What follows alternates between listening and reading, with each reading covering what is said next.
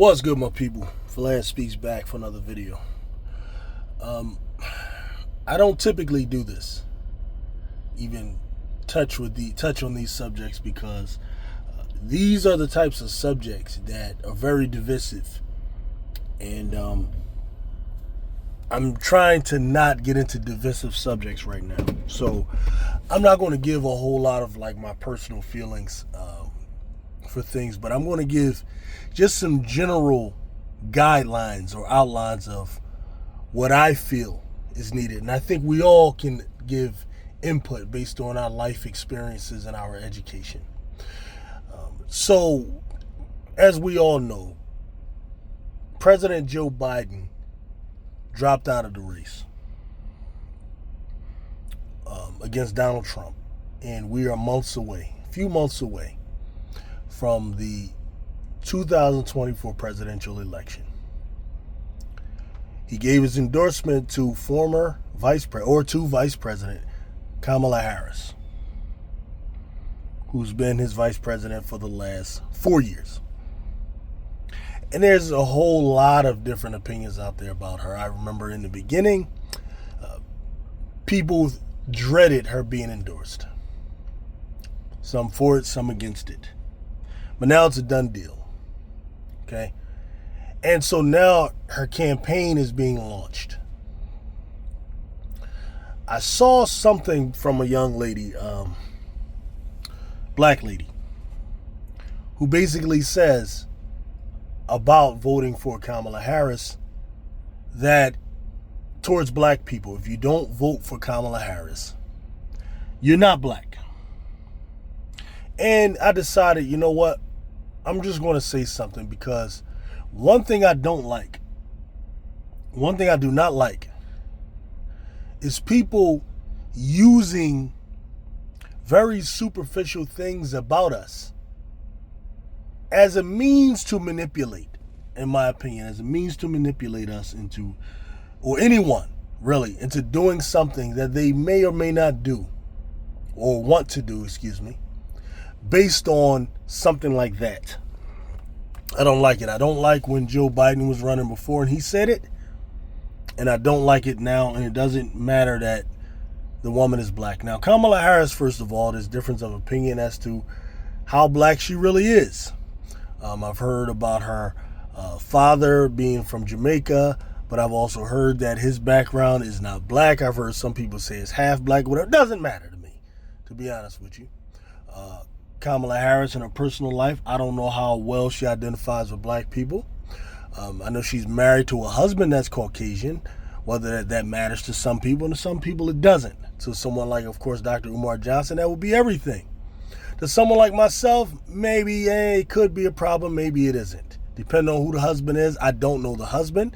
Personally, don't know his mindset, so I can't and I won't weigh in on that, because I tend to shy away from speaking without knowledge. But this is what I'll say about blacks in politics. My people are very immature in politics. Very immature. One of my teachers told me this. We're very immature in politics, and I agree with him. We're immature in the way we think about politics, and absolutely immature in the way we go about physically practicing our politics.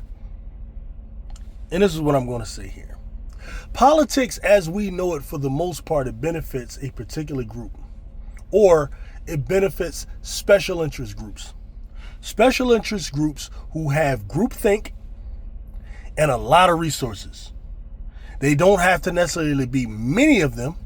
They could be small in number, but have strong groupthink and a absolute, pure, clear vision of who they are, understanding who they are, what they want, and have strong self-determination. You'll find that.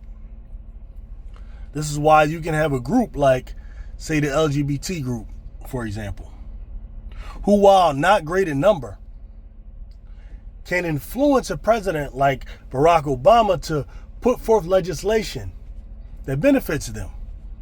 I'm not judging the legislation. I'm just giving an example of how that can work.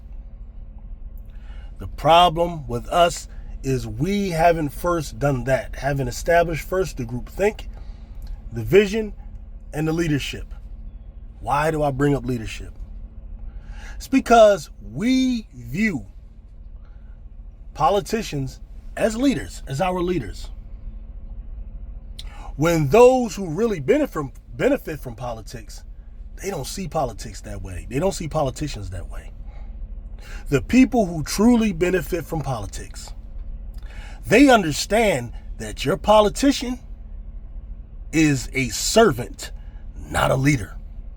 Let me say that again. They understand that your politician, the man or woman that you're voting for, is your servant, your public servant, and not your leader.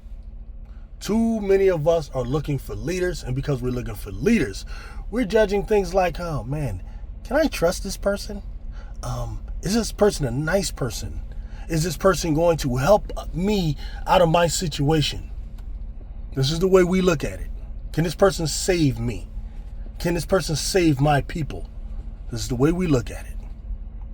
Whereas the people who understand politics thoroughly, who are mature in politics, who understand what they want and they understand how to use their resources to that end, their mentality is, oh, this motherfucker, this politician is going to do what the hell I want them to do. They're going to do what the hell I tell them to do. Like, for example, people were so excited about the amount of money that Kamala Harris was able to raise overnight. Said Joe Biden drops out. Oh my gosh, you raised 80 million or some number. The question should be, who gave Kamala that money? You know why? Because when you know who gave her the money, then you know who Kamala Harris will be serving if she just so happens to win the election. Whoever gave her that money are the people that she will be serving when she is in office, because the one who gave her the money understood how to allocate their resources properly. They're not just helping someone to be their leader. They're investing in someone who's going to serve their interests. This is number one. You got to understand that your politician is not there to be your leader. You yourself are your own leader. Your politician is there to serve you, to be your servant. It's number one. I don't care if this is a monarchy, I don't care what it is. A king is a public servant. A president is a public servant. A mayor is a public servant. A police officer is a public servant. Number one. Number two. Who should we be voting for? Who should we be voting for? This is a little idealistic, and idealism is fine, because when we get to where we need to get, we need to understand this is how it's done. We should be voting for an individual that is raised among us, educated by us, identified at a young age as being one of the most talented by us, steadfast by us, steadfast for us, intelligent, one of our most intelligent, and loyal. I'm talking about in grade school. This individual or these individuals should be identified. There could be 5 to 10 of them. You identify the most intelligent kids in the class with leadership qualities in the classroom, with loyalty in the classroom. And then we collectively take these individuals and invest in them. We like to invest in shoes and cars and houses. How about invest in people? If you're talking about producing public servants that are going to do your bidding as a community, invest in them. Fund their education. Send them to college to learn political science. You want them to know the history of all the great leaders of the past. All of those different things. You want them to have a PhD in political science or law, whatever it is, whichever way we're going to go. But you fund that education. You fund that education because what you're doing is you're building a loyal servant. You're building someone who will be loyal to you. because all they know is you and your community. And you're producing someone that is going to be accountable to us only. So listen, this individual is identified by us, loyal to us, funded by us, and ultimately accountable to us. You produce these people and you push them to run. You're funding the whole campaign, okay? You're supporting them. You're doing the footwork. That's the individuals that you should be filling your city council with. These are the individuals you need to be filling your mayoral city halls with. These are the people you need to be filling your governor halls with. And these are the individuals that ultimately you should be voting for president. If it's anything less than that, what will happen is you will be the group of people that they manipulate in order to fit someone else's agenda. And this is why black people go voting for these individuals. You go voting for these individuals, and what do? They don't even give you a protection bill. Don't you know that black people are some of the greatest